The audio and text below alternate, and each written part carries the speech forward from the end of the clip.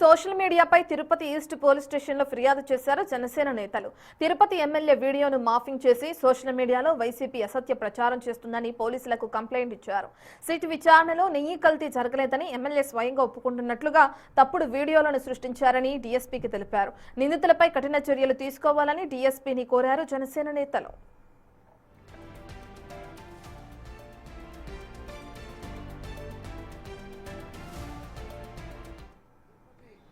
శాసనసభ్యుల వారు వీడియో సమావేశం నిర్వహించారు.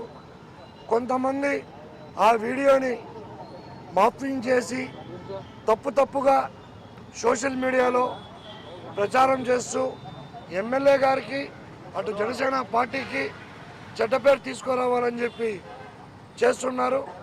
దీన్ని మేము ఈరోజు జనసేన పార్టీ ఆధ్వర్యంలో ఈస్ట్ పోలీస్ స్టేషన్లో డిఎస్పీ గారికి కంప్లైంట్ ఇవ్వడం జరిగింది.